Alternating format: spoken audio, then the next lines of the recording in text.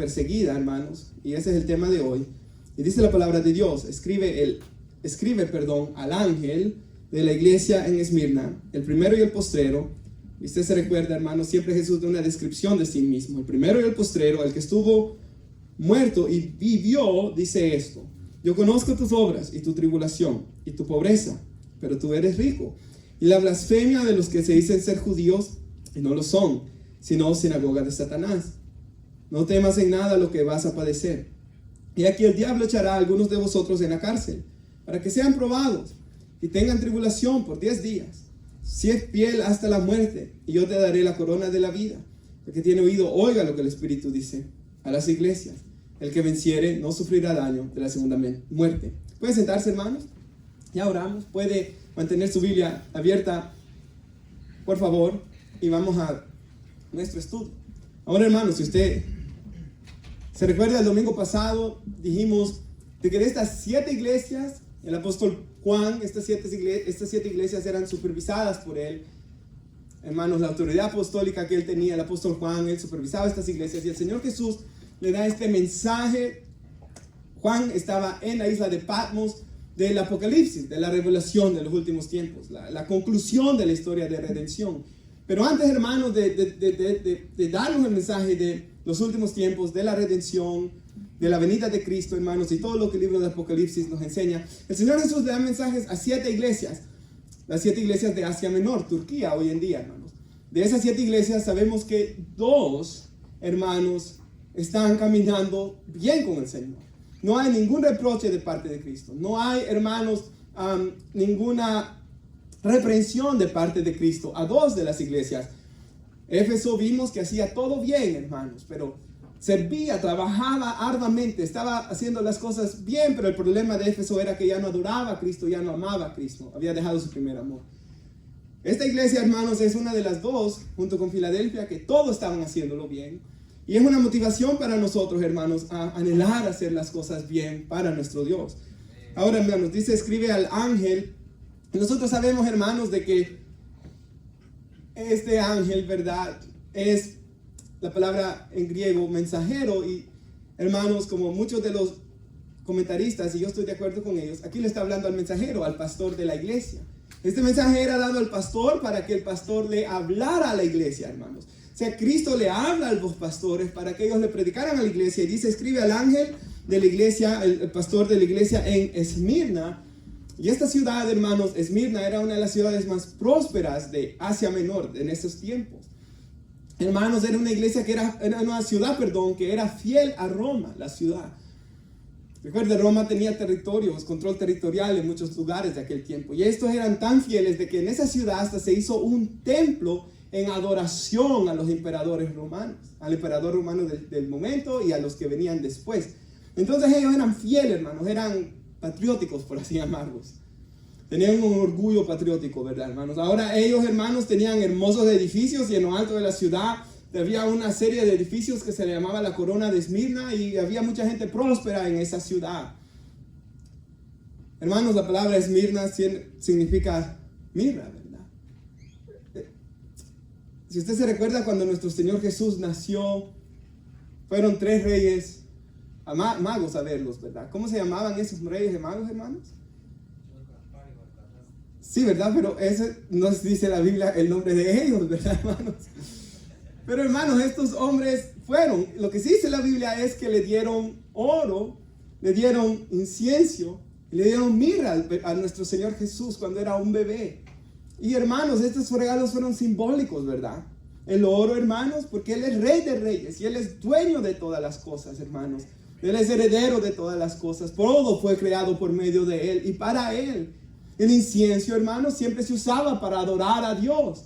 La Biblia dice que delante del trono de Dios, nuestras oraciones están en copas de oro llenas de incienso. El incienso es adoración, y eso simbolizaba que Cristo era digno y es digno de toda adoración. Pero la mirra, hermanos, simbolizaba su dolor, su sufrimiento, todo lo que Él iba a padecer desde que era bebé, ¿verdad? Era una forma de profetizar todo lo que nuestro Salvador iba a sufrir. Y esta ciudad había sido muy sufrida también, tal como su nombre lo dice. Había sido destruida, se había vuelto a levantar, así como en muchos de nuestros países, ¿verdad, hermanos? Por ejemplo, yo me recuerdo en El Salvador en el 2001, cuando hubo un gran terremoto, hermanos, y se vio una gran destrucción, y uno siente aquello, ¿verdad? Y ve todo destruido, y gente murió. Entonces esta ciudad había padecido muchas cosas, pero también la iglesia que Cristo plantó, que Dios levantó en ese lugar, había sido terriblemente perseguida también, hermanos. Entonces era un lugar sufrido, y los discípulos estaban sufriendo, y nuestro Señor Jesús les da estas palabras a los hermanos para que ellos sigan adelante aún en medio de todas estas dificultades. Ahora Él dice: yo soy el primero y el postrero. Si usted va conmigo, por favor, a Apocalipsis capítulo 1, ahí cerquita, en su versículo 5. Apocalipsis capítulo 1, versículo 5, ahí cerquita. El apóstol Juan está dando una descripción de nuestro Señor Jesús. Dice: y de Jesucristo, y habla de nuestro Señor como el testigo fiel, el primogénito de los muertos, o sea, el primero que resucitó y venció la muerte, y la muerte ya no se enseñorea más sobre él, ¿verdad? Por eso Él es el primogénito entre los muertos. Él resucitó, hermanos, y venció la muerte. Sigue diciendo ahí: soberano de los reyes de la tierra. Él es soberano, ¿verdad? Él pone reyes, Él quita reyes. El que nos amó y nos lavó de nuestros pecados con su sangre, y nos ha hecho reyes y sacerdotes para Dios Padre. Qué bonito eso, hermanos. Reyes porque reinaremos con Él. Y sacerdotes, hermanos. Nuestro gran sumo sacerdote, dice la Biblia, que es nuestro Señor y Salvador Jesús, ¿verdad? Quien está sentado a la diestra del Padre, intercediendo por nosotros, porque los sacerdotes estaban a favor del pueblo delante de Dios, ¿verdad? Que es lo que hace Jesús. Pero también el sacerdocio tenían un privilegio de adorar a Dios. Y nosotros somos sacerdotes en el sentido que tenemos el gran privilegio, todos los creyentes, de adorar a Dios. Lo que solo los levitas, nuestro hermano nos estaba enseñando el martes, solo ellos tuvieron el privilegio en el Antiguo Testamento. Y cuando él predicaba, yo pensaba en esto y decía: oh, qué bendición de que nosotros, oh, la iglesia, tienen privilegio mayor que los levitas, porque estamos en un mejor pacto, hermanos, de adorar y de contemplar la presencia de nuestro Dios. Nuestro hermano nos predicaba en aquel día sobre el sumo sacerdote. Una vez al año entraba al lugar santísimo, pero nosotros tenemos entrada al lugar santísimo y podemos entrar confiadamente, como dice Hebreos 10. Se me fue el versículo, hermanos. Pero ahí está, 10:19, hermanos, en adelante. Hermanos, sigue diciendo aquí nuestro Señor y Salvador Jesús: a Él sea la gloria y el imperio por los siglos de los siglos. Amén. Versículo 7. He aquí, viene con las nubes. Hermanos, ¿se acuerda que los discípulos, cuando vieron al Señor Jesús ser llevado al cielo en una nube, el ángel les dijo de que de igual manera en una nube iba a venir? Él viene en las nubes y todo ojo le verá, y los que le traspasaron, como dice en Zacarías, ¿verdad? 12:10, que verán a quien traspasó Israel, y va a llorar y se va a lamentar. Todos los linajes de la tierra harán lamentación por él. Sí, amén. Y luego dice nuestro Señor Jesús, en palabras rojas aparece en mi Biblia ahí: yo soy el alfa y el omega, la primera y la última palabra del alfabeto griego, ¿verdad? Principio y fin, dice el Señor.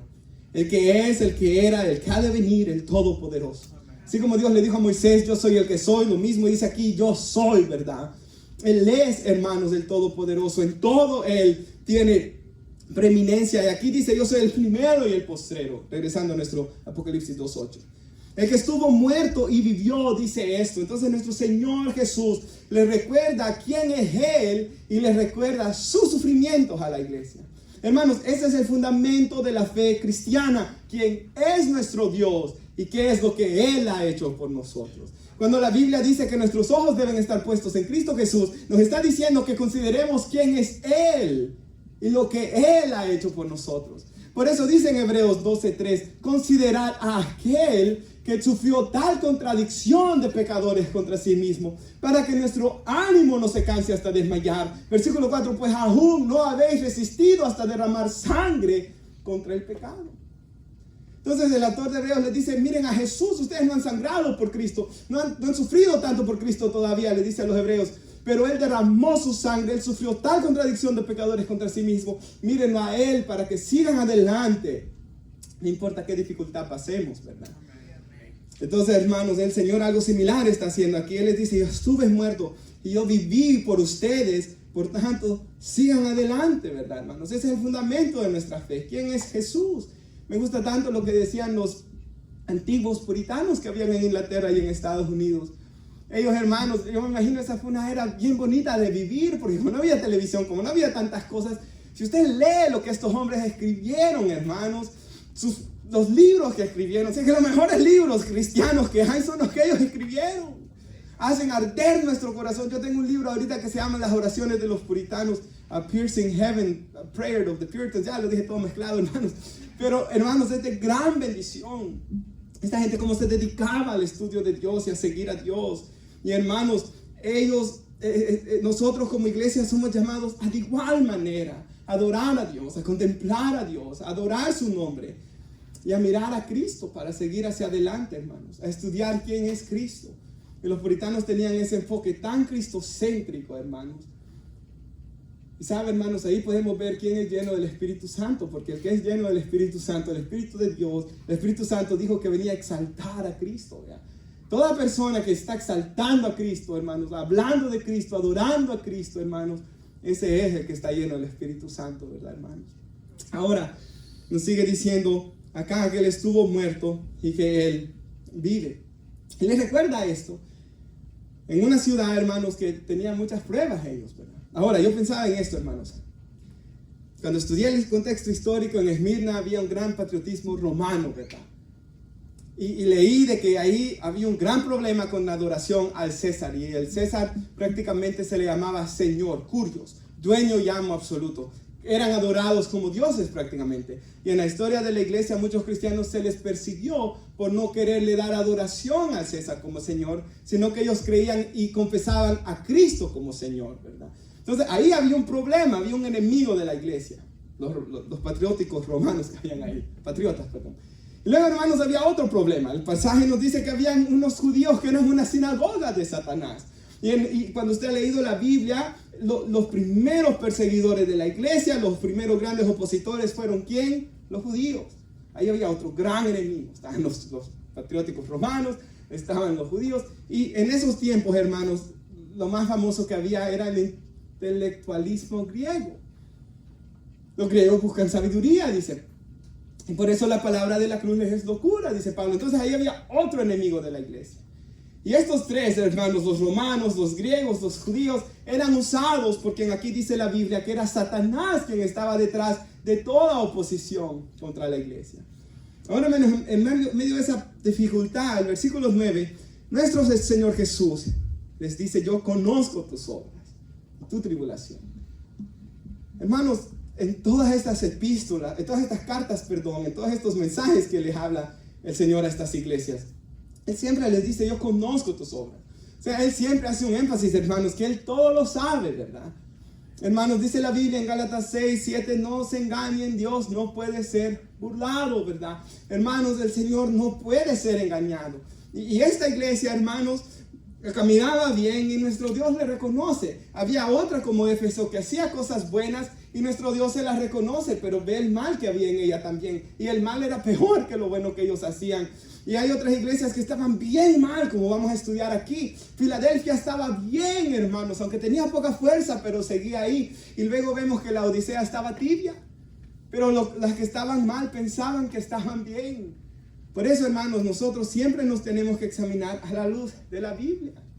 Yo antes de ser cristiano, yo pensaba que era la mejor persona del mundo, hermanos.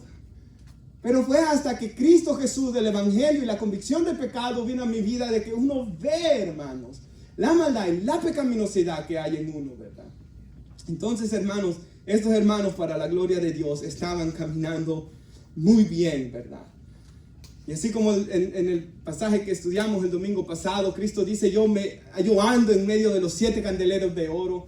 Cristo, hermanos, y su presencia se paseaba en ese lugar. Y qué bonito de que en esta iglesia no había nada que estaba estorbando. Ellos estaban en su primer amor. Ellos, amados hermanos, estaban en tribulación. Ahí no había gente que estuviera en pecado, ¿verdad? Fornicación, como en otra iglesia que vamos a leer más adelante, otro domingo. Ellos estaban bien y yo me imagino qué bendición debe haber sido esos cultos, esos servicios donde ellos adoraban a nuestro Dios. Ahora, hermanos, el Señor les sigue diciendo acá que aparte de tribulación, ellos tenían pobreza. Hermanos, la ciudad era rica ahí. o eran las más prósperas. Pero ¿por qué es que los cristianos estaban ahí pobres? Y hermanos, tratando de indagar sobre esto, vi de que en los primeros siglos, ¿verdad? Cuando la iglesia comenzaba, muchos cristianos perdían sus trabajos por ser cristianos. O sea, estos jefes se daban cuenta, hermanos, y muchos cristianos pasaron grandes pruebas económicas. Pasaron grandes dificultades por ser cristianos. Ahora, nosotros, hermanos, hemos experimentado cómo, y se han contado testimonios de cómo en trabajos, cuando se sabe que alguien es cristiano, lo comienzan a perseguir, lo comienzan a molestar, hermanos. Nuestro hermano Marvin, esa historia que no se me olvida de ese jovencito que trabajaba en la cocina, hermanos, que llegó, soy cristiano, y lo agarraron y lo hicieron leña, hermanos, hasta que él ya no quiso ir más a la iglesia, ¿verdad? Nosotros lo hemos visto, estas cosas. Nosotros sabemos que Jesús dijo, el mundo me aborreció. Así como el mundo me aborreció a mí, lo va a aborrecer a ustedes, ¿verdad, hermanos? O sea, y nosotros antes, no nos caían bien quizás los cristianos como Pablo, ¿verdad? Pablo perseguía a la iglesia hasta que conoció a Cristo y luego él era perseguido, ¿verdad? Esto siempre va a ocurrir entre los seres humanos. Entonces, ellos estaban en esa dificultad, hermanos. Muchos estaban en dificultad económica. Muchos hasta habían perdido sus trabajos, pero aún así seguían adelante. Y hermanos, yo me ponía a pensar en este país, ¿verdad? ¿Qué pasaría, hermanos, si se nos dijera o si se hicieran cosas semejantes? Yo sé, hermanos, de que muchas veces para ahorrarse problemas, quizás uno dice, mejor ni voy a decir que soy cristiano porque para que comiencen problemas, mejor no lo voy a hacer, ¿verdad? Pero hermanos, ¿qué tal hay muchos problemas? Pero ¿qué tal hay una persona ahí que va a escuchar, hermanos? ¿Qué tal hay una persona que se va a salvar? Y recuerde lo que decíamos el domingo pasado. Pablo dijo, yo todo lo sufro por amor a los escogidos, ¿verdad? Entonces nunca sabemos, hermanos, si quizás van a haber pruebas o van a haber una persona, dos personas o más que se van a salvar en nuestro trabajo porque sepan que somos cristianos, ¿verdad? Y yo he hablado con muchos de ustedes, hermanos, y me han contado sus historias en sus trabajos y las cosas duras y difíciles que han pasado, ¿verdad? Ahí. Pero hermanos, que esto sea una motivación para que ustedes sigan adelante, hermanos, y sigamos adelante en medio de los problemas que ustedes estén pasando en sus trabajos ahorita por ser cristianos. Ahora, hermanos, el pasaje bíblico, Jesús les dice aquí, tu pobreza, entre paréntesis, ¿verdad? Ahora esto fue escrito en griego, hermanos, pero se tradujo tan correctamente aquí, pero tú eres rico, le dice el Señor. Oh, hermanos, aunque quizás no tenían las riquezas de este mundo por la dificultad que ellos estaban pasando, pero Jesús les dice, aún en esas dificultades y tribulaciones y pobreza, ustedes son ricos, hermanos. ¿Por qué? Porque nuestro Señor Jesús, como dice en 2 Corintios 8:9, siendo rico el Señor Jesús, se hizo pobre para que nosotros fuésemos enriquecidos por medio de Él. Todo creyente en Cristo ha sido enriquecido por nuestro Salvador. Hermanos, ellos tenían la presencia de Dios, ellos tenían el favor de Dios, ellos, hermanos, estaban en su primer amor, ellos tenían todo lo que es más valioso en este mundo. Me imagino esas reuniones. Yo cuando era pequeño, me recuerdo que había un canal en El Salvador, no sé si era el canal 10, tal vez alguien se acordará de que salían cosas cristianas ahí. Y salía uno, y aquí en la iglesia me encontré que estaba regalando CDs y todo lo que el pastor tenía ahí arriba, y me llevé, hermanos, los CDs que se llaman Las Catacumbas Cristianas. Usted lo puede buscar en YouTube también, ahí puede encontrarlos, hermanos. Y yo me recuerdo que ellos eran perseguidos y el hombre era panadero y el hombre escondía cristianos, y fue una caricatura que fue basada en el primer siglo, hermanos. Y ellos se reunían y a pesar que yo no sabía nada del evangelio, pero cuando lo miraba, hermanos, ciertamente en mi interior yo como que anhelaba un día tener lo que ellos tenían, ¿verdad? Y estos hermanos lo tenían.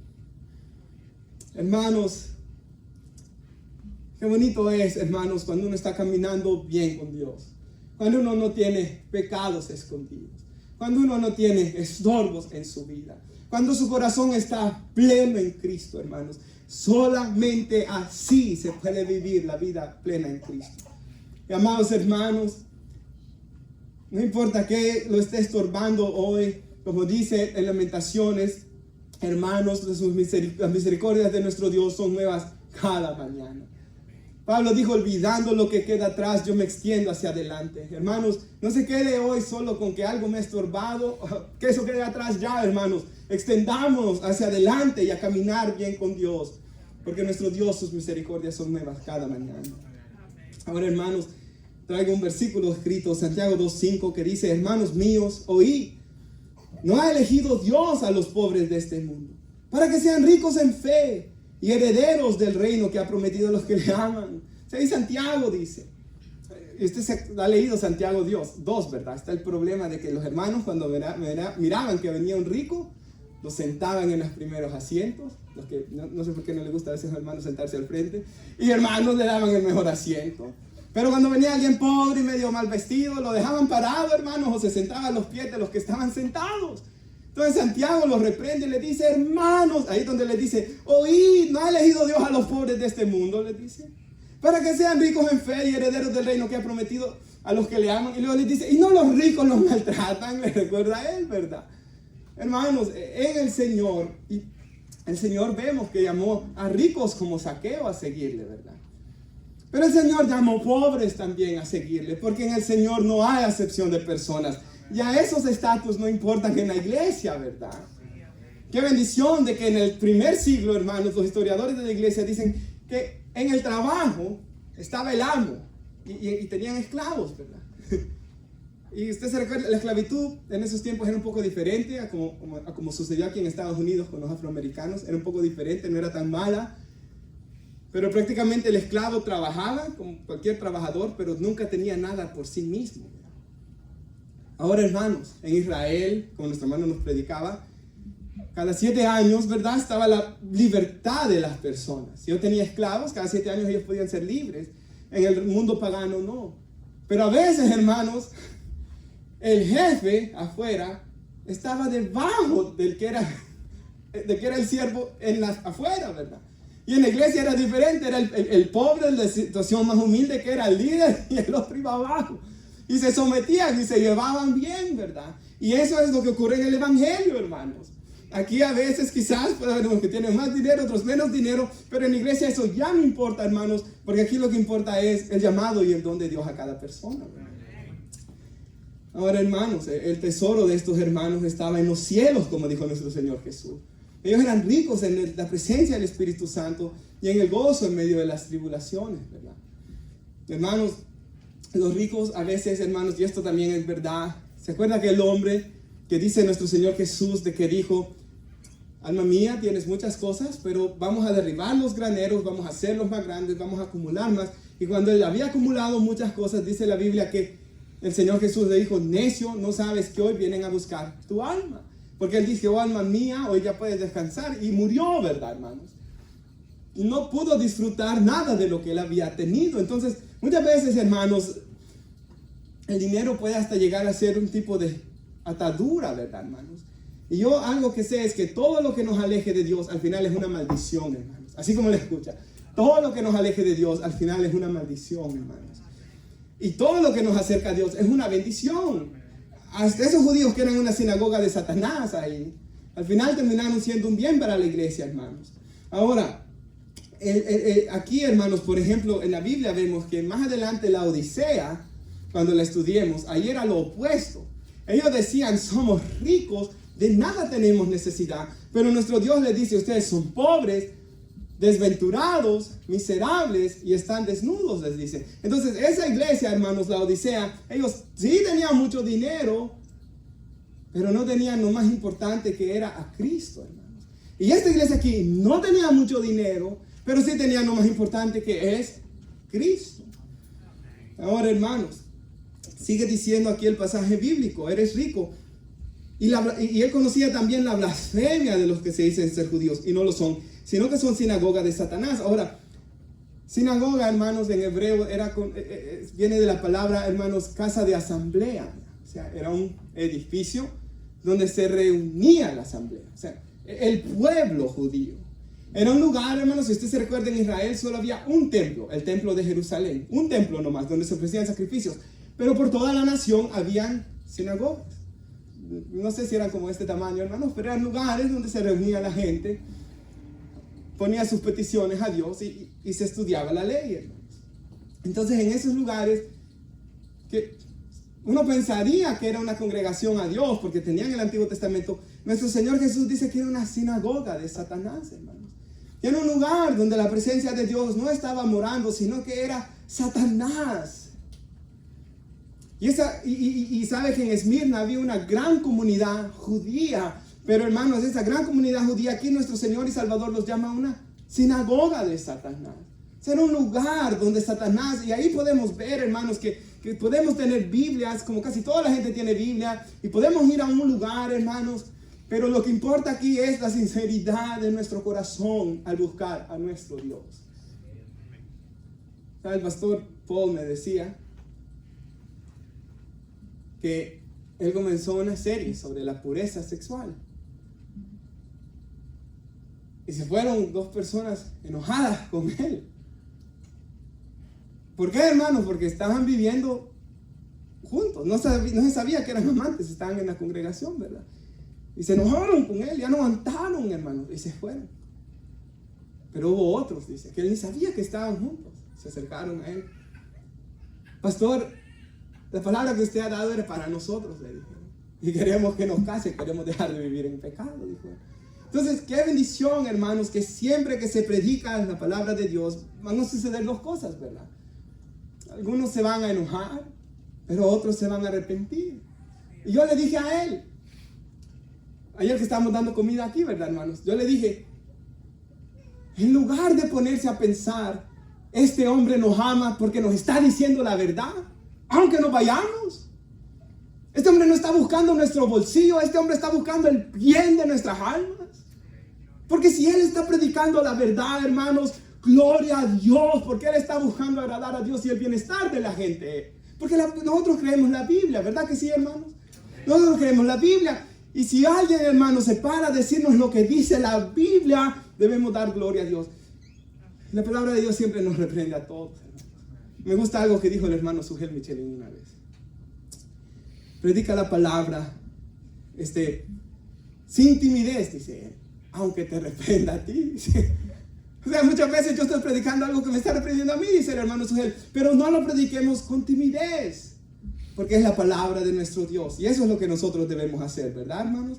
Eso es lo que nosotros debemos predicar. Ahora nuestro Señor Jesús dijo una vez de los judíos, este pueblo de labios me honra, mas su corazón está lejos de mí, pues en vano me honran porque enseñan como doctrina mandamientos de hombre. Eso es lo que dijo Jesús de los judíos de su tiempo. Y en este tiempo, hermanos, póngale en el 30 murió Jesús, y esto iba por el año 100, unos 70 años después de que Cristo muriera, o 60 años, estos hermanos estaban en lo mismo, luchando contra judíos, que no eran judíos, dicen ser judíos, y no lo son. ¿Por qué? Porque sus frutos daban testimonio que no eran verdaderos judíos, ¿verdad, hermanos? Ahora el versículo 10. No temas en nada lo que vas a padecer, le dice nuestro Señor Jesús a esta iglesia. He aquí el diablo echará a algunos de ustedes en la cárcel para que sean probados. ¿Sabe, hermano? Ahorita me acabo de recordar, no vi qué significaba esta palabra en griego. Ahorita que acabo de leer esto, hubiera buscado qué significa, dije yo. Pero, hermano, sí recuerdo el Salmo 105, versículos 17 al 19, si recuerdo bien, cuando habla el Salmo 105 de José. Y dice que él fue puesto en cárcel. Y dice Reina Valera, hasta que el dicho de Jehová le probó. Y yo busqué qué significaba eso en hebreo, hermanos, y dice que probó significa que Dios lo refinó, Dios lo moldeó, Dios lo pulió, por así decirlo. O sea, lo mismo que pasó con José está pasando aquí. Ellos iban a ser probados, ellos iban a ser moldeados. Y le dice, hermanos, aquí el Señor, tendréis tribulación por 10 días. O sea, aquí nuestro Señor le está diciendo, va a ser breve la tribulación, va a ser un momento de prueba, pero de esto va a salir algo bueno para su honra y gloria, ¿verdad? Esta iglesia iba a ser más purificada, esta iglesia iba a ser más bendecida por medio de las tribulaciones. Y yo creo que si hay algo que puede unir a la iglesia, hermanos, es cuando pasamos juntos dificultades, ¿verdad, hermanos? Y así, hermanos, nos mantenemos juntos. Ahora, la cárcel, yo pensaba en esto, hermanos, cuando leía de cárcel. Es un lugar de que fue creado para castigar a malhechores, ¿verdad, hermanos? Pero qué terrible de que durante la historia de la iglesia hermanos han sido perseguidos en cárceles. Hermanos, si usted lee la Biblia, Pablo y Silas llevados a cárcel, Pedro y Juan llevados a cárcel. Al final del libro de Hebreos, hermanos, algo que yo había pasado por alto, yo no sé cómo tantas veces, pero Timoteo va a la cárcel también. hermanos, muchos de ellos van a la cárcel, ¿verdad? Hoy en nuestros días, hermanos, si usted va aquí al Salón de la Paz, hay un pequeño póster de un señor asiático, hermanos, y Help the Persecuted se llama. Y toda esa revista que mandan mensualmente, hermanos, todo ese ministerio comenzó con unos hermanos que fueron terriblemente perseguidos. Yo sé que el hermano Marvin los conoce mejor ese ministerio, que yo. Stephanie leyó el libro que uno recibe si manda una ofrenda a ese lugar, hermanos. Ese ministerio comenzó de gente que ha sufrido. Ese libro, es gratis ese libro, hermanos. ¿Cómo se llama, babe? Pero está ahí arriba el libro, hermanos. Si usted quiere, se lo puede enseñar en la oficina y usted llama ahí o manda una pequeña ofrenda y se lo mandan. Y ese libro tiene testimonios de cosas terribles que han pasado a nuestros hermanos hoy en día, ¿verdad? Usted puede leer, hermanos, usted puede ver testimonios, usted ha escuchado testimonios de nuestros días todavía. Una joven, hermanos, estaba viendo en uno de los shows de que salen en la televisión, ¿verdad? En el ABC o en MSN, en uno de esos shows estaba viendo una vez una muchacha musulmana de que estaba contando, hermanos, de que cuando ella era musulmana, ella se convirtió al cristianismo, sus papás le quitaron la herencia y nunca más le volvieron a hablar. Pero ella decía, yo tengo que ser fiel a lo que he aprendido de mi Dios, hermanos. Entonces, durante la historia y aún hoy en día, hermanos, siguen habiendo hermanos de que tienen tal corazón de que aún que les hagan muchas cosas malas, ellos siguen siguiendo a Cristo, ¿verdad, hermanos? Nosotros vivimos en un país donde, hermanos, quizás no nos van a meter preso, donde tengo libertad de expresión y todo eso, pero aún así la gente siempre de vez en cuando se opone. Pero, hermanos, no importa qué oposición esté pasando, por eso nuestro Señor dijo de que Él dejó el Consolador, el Espíritu Santo, para motivarnos a seguir adelante, ¿verdad? Ahora, hermanos, yo sé que yo no sé, mejor dicho, que quizás hay alguien aquí que esté pasando fuerte oposición para seguir a Cristo. Pero, hermanos, quizás para ustedes la motivación hoy de que siga adelante y no se detenga, hermanos. Aún pase lo que pase. Ahora, hermanos, yo pensaba en algo que hablábamos con Stephanie, me decía esta semana de una iglesia, en esos libros que ha leído ella, hermanos, de que en Asia, ¿verdad? Y en Asia, hermanos, sabemos que hay una iglesia perseguida que también se reúne en subterráneos y secretamente, hermanos, y en una ciudad, la iglesia en una ciudad de Asia, se me olvida el país también, la iglesia era perseguida, creo que era China, hermanos, pero la iglesia era perseguida, y en esa ciudad, hermanos, los hermanos cuentan que había un avivamiento, hermanos, adoraban a Cristo, pero luego, hermanos, ellos dejaron de ser perseguidos, fueron aceptados en la comunidad y con el tiempo todo se perdió, se enfrió. Ahora, yo sé que algunos hermanos han leído el libro Historia de la Iglesia Cristiana y hay varios libros de historia de Iglesia Cristiana, y que muchos los hemos leído. Usted lee los libros de historia de la Iglesia Cristiana, todo iba bien, ¿verdad? Iban perseguidos, les iba pasando dificultades, la iglesia iba creciendo, hermanos, la iglesia de Jerusalén logró llegar a todo el norte de Europa, llegó al norte, todo prácticamente Europa, al norte de África, llegó hasta allá por la India, todo iba bien, ¿verdad? Pero en el 313, Constantino hace el edicto que el cristianismo es la religión oficial. Hoy todos los paganos, simplemente sin convertirse, sin arrepentirse, venían a la iglesia, se hacían parte de la iglesia, y así es como todo el cristianismo se paganizó y se perdió. Y pasaron unos 1000 años de la edad oscura, que se le llama. 1000 años, hermanos, donde nadie podía leer la Biblia. Solo la iglesia católica la tenía, hermanos, la tenían en latín, nadie podía tener acceso a ella. ¿Y cómo fue que toda esta maldad, cuál fue la obra maestra del diablo? Pues dejar de perseguir a la iglesia, ¿verdad? Yo me ponía a pensar en eso, hermanos, en este país en el que estamos nosotros, ¿verdad? Como, hermanos, quizás tanta comodidad muchas veces hace, hermanos, de que no haya, hermanos, ese sentir de verdad de necesidad de Dios. Y como, hermanos, muchas veces es hasta que se enferman o algo difícil pasa que alguna gente busca a Dios, algunas ni así, ¿verdad, hermanos? Por este país, hermanos, ha endurecido los corazones de muchos. Ahora, hermanos, yo pensaba en algo que una vez me dijo un señor que estuvo ahí, hermanos, en Howard County Detention Center y estuvo peleando por inmigración casi como 3 años, él ahí. Y, hermanos, como nos mirábamos todos los lunes, y él escribía alabanzas ahí. Él era de México y había sido, creo, medio mariachi antes, pero, porque él me decía, dame el privilegio de cantar, me decía así, cántale, decía yo, y cantaba, pero ya es que lo conocía bien, ¿verdad, hermano? cante, le decía yo, y cantaba, hermanos, y adoraba al Señor, y servía al hermano, y me gozaba grandemente con él. Y él salió, y hasta el día de hoy, hermanos, él sigue, ¿verdad? A pesar que su esposa no se ha convertido aún. Viven allá en Frederick. Y de vez en cuando siempre me llama, hermanos. Y me llamó y me dijo, a veces, dice, va a sonar que estoy loco, me dice él, pero a veces extraño estar en la cárcel, me dice él. Porque estaba en mi primer amor, porque adorábamos, porque cantaba, ellos hacían cultos todos los días, él era el líder, él predicaba, hermanos. Y él me cuenta de estas cosas, y muchas veces, lastimosamente, por nuestra naturaleza pecaminosa, todos nosotros necesitamos pruebas, hermanos.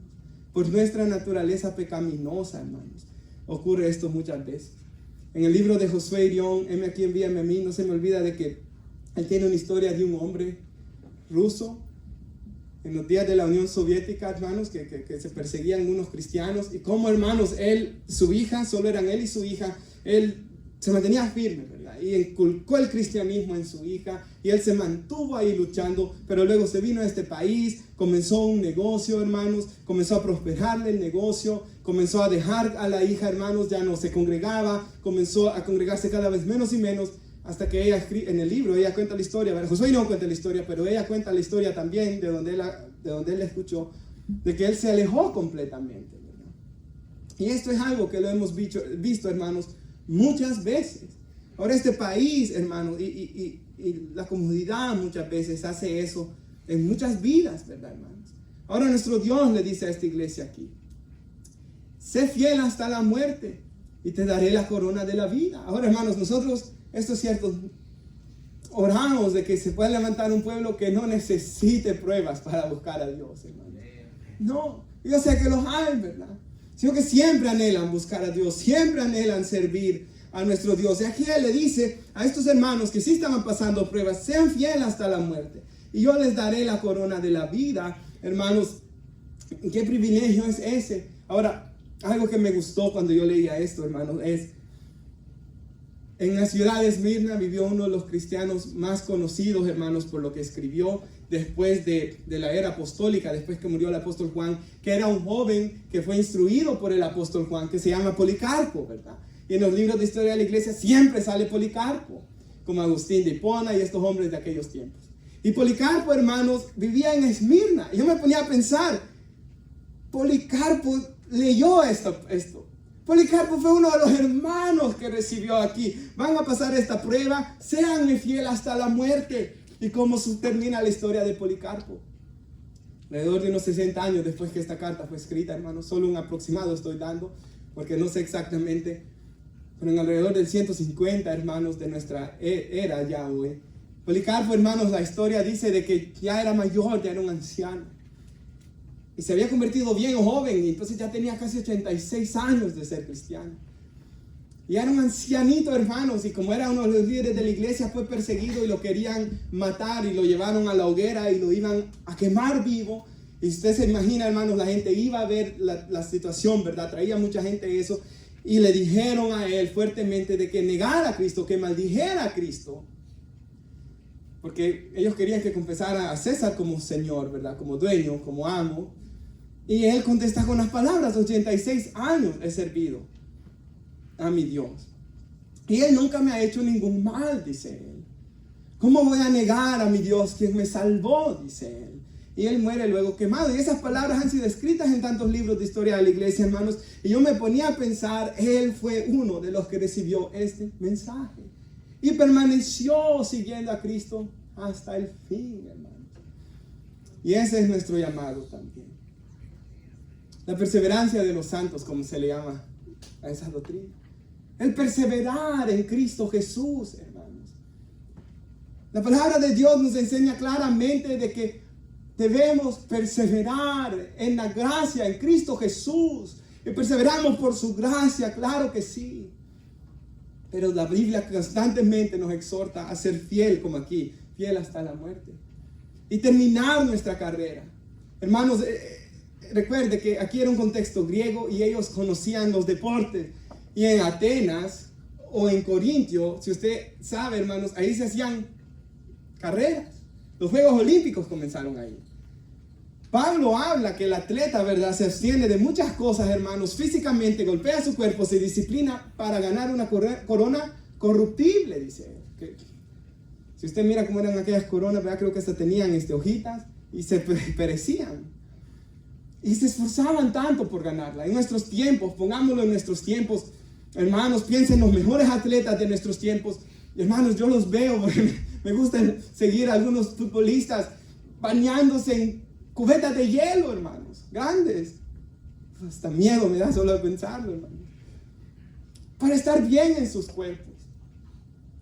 He escuchado testimonios de algunos de los que más me ha gustado verlos jugar, hermanos, de que dicen que ni comen cheesecake o ni comen pastel. Se esfuerzan tanto, hermanos, por ganar medallas, trofeos, que al final todo eso va a quedar aquí, ¿verdad?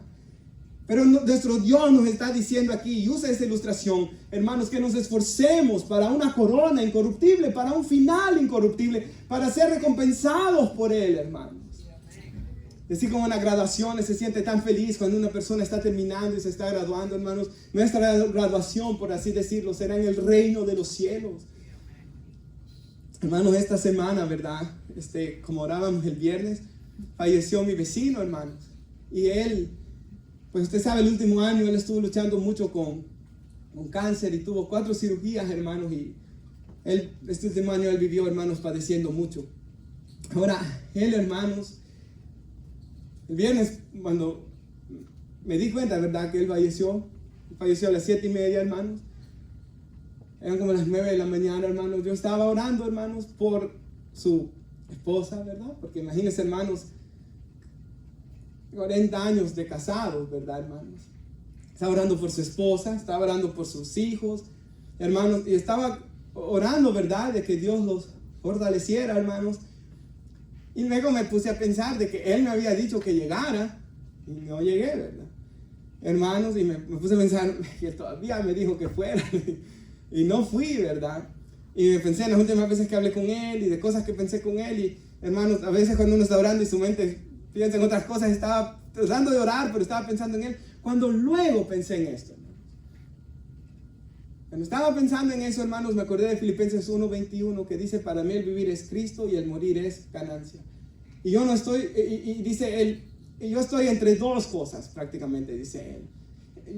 Si yo quedo vivo, va a ser mejor para ustedes, para la iglesia, para predicar y seguir sirviendo a Dios, dice él.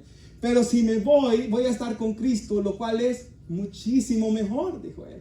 Y cuando yo recordaba esas palabras, me puse a pensar, Él está con Cristo hoy. Él está, hermanos, siendo consolado por nuestro Salvador. Y sabe, hermanos, cuando Stephanie me contó que la hija de él le dijo a ella de que cuando él, yo sé que varios hermanos lo conocieron a él, ¿verdad?, como él era.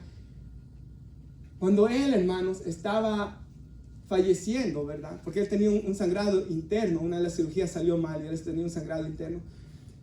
Bueno, pudieron verlo los hijos, ¿verdad? De las 4 de la mañana hasta las 7:30 él estuvo con vida, pudieron ir los hijos, pues está la esposa, pues estar todos ahí, no pudieron encontrar de dónde venía el sangrado ellos, los doctores, hermanos. Y dice la hija, hermanos, de que cuando él estaba falleciendo, comenzó a sonreír, dice, y comenzó a gozarse, hermanos. Y dice Stephanie que la hija le dijo como que se había visto al Señor, y me recordé de Esteban cuando él fallecía, ¿verdad, hermanos?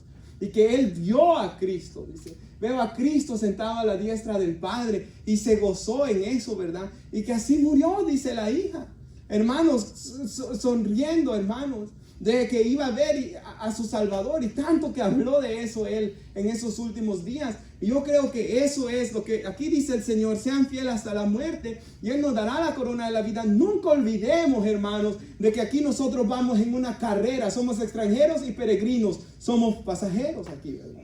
Nunca lo olvidemos. Yo creo que cada vez que nos sale una cana no se nos olvida, ¿verdad? Bueno, que aquí a los hermanos no les sale canas, ¿verdad, hermanos? No sé qué será. ¿Será que estoy mal yo, Señor? Porque aquí, hermanos, veo hermanos que llegan a 50 y ni una cana, ¿verdad? Eso está algo raro. Pero, hermanos, quisiera concluir con 2 Timoteo en la pantalla, por favor. 3. Y aquí Pablo le está recordando a Timoteo. Él está preso, si usted se recuerda, y ya va a terminar su carrera. Pero Pablo le recuerda a Timoteo esto. llegará el tiempo, y traigo la nueva traducción viviente, ¿verdad? Que es una traducción que se le llama dinámica, que no traduce palabra por palabra, sino que traduce el concepto, y esto lo tradujo muy bien, por eso lo traigo así. Llegará el tiempo en que la gente no escuchará más la sólida y sana enseñanza. Seguirán sus propios deseos. Buscarán maestros que les digan lo que sus oídos se mueren por oír. El siguiente versículo. Rechazarán la verdad, serán tras los mitos. Pero tú debes mantener la mente clara en toda situación. Y ese es el llamado para la iglesia hoy. No tengas miedo de sufrir por el Señor. Ocúpate en decirles a otros la buena noticia. El evangelio, dice Reina Valera, que significa buena noticia. Lleva a cabo todo el ministerio que Dios te dio. Y el siguiente, hermano. En cuanto a mí, dice Pablo, mi vida ya fue derramada como una ofrenda a Dios. Se acerca el tiempo de mi muerte. Ahora esa palabra, hermanos, Reina Valera dice, yo ya estoy para ser sacrificado. Aquí dice, mi vida ya fue derramada como una ofrenda a Dios. Literalmente en el griego dice, mi vida fue derramada como una ofrenda de libación. Ahora la ofrenda de libación, hermanos, en aquellos tiempos cuando ellos ofrecían sacrificios a Dios, antes de inmolar el sacrificio, antes de que muriera el sacrificio, se derramaba, hermanos, vino en el altar, ¿verdad? Se derramaba vino, que era una ofrenda. Nuestro hermano no lo estaba predicando, ¿verdad? Que era una ofrenda a nuestro Dios. Entonces Pablo dice, mi vida ha sido este vino que se ha derramado. O sea, yo me recuerdo, hermanos, en una ocasión que estaba predicando nuestro hermano Josué León, ¿verdad? Que él habla, que ya se hizo viejo ya, ¿verdad? En las primeras fotos aparece bien joven, él ya bien viejo, hermanos. Y él dice, yo me he desgastado para Dios, dijo él. Y me queda esa palabra, hermanos, porque, hermanos, él dice, y Pablo dice aquí, mi vida fue una ofrenda de libación, ¿verdad? O sea, mi vida fue una ofrenda a Dios. Y ese debe ser el deseo de nosotros como cristianos, hermanos. Que nuestra vida sea una ofrenda a Dios. Ahora, con eso no le estoy diciendo que haga cosas extraordinarias, no. Hermanos, el serle fiel a su esposa es una ofrenda a Dios. El amar y criar a sus hijos y orar por ellos y enseñarles la Biblia es una ofrenda a Dios. El que trate de hacer las cosas lo más honestamente posible es una ofrenda a Dios. Hermanos, que sirva al Señor, hermanos, con los dones que Él le haya dado espiritual, los dones, es una ofrenda a Dios. Hermanos, esa es la verdadera ofrenda que nosotros traemos para nuestro Dios, hermanos. Nuestras vidas. Acá Él dice, mi vida va a ser derramada como una ofrenda a Dios. He peleado la buena batalla, he terminado la carrera y he permanecido fiel. Ahí vemos esa perseverancia, ¿verdad? El siguiente. Ahora me espera el premio, dice, la corona de justicia, que el Señor, el juez justo, me darán al día de su regreso. Y el premio no es solo para mí, sino para todos los que esperan con anhelo su venida. Hermanos, pongámonos de pie. El privilegio más grande es ese, ¿verdad? Ahora el versículo 11 dice, el que tiene oído, oiga lo que el Espíritu dice a las iglesias. Y nosotros tenemos oído, ¿verdad? Porque el Espíritu nos ha dado la capacidad de oír la voz de Dios. Hermanos, el cristiano puede discernir cuando algo viene de Dios o no. El cristiano puede discernir cuando lo que ha escuchado es la voz de Dios o no. Por tanto, si hemos escuchado hoy la voz de Dios, mantengámonos firmes. Y el que venciere, que como dice Juan, nuestra fe ha vencido al mundo, hermanos. ¿Quién es el vencedor? Sino que el que ha creído que Jesucristo es el Hijo de Dios. Pablo dijo en Romanos 8, somos más que vencedores por medio de aquel que nos amó.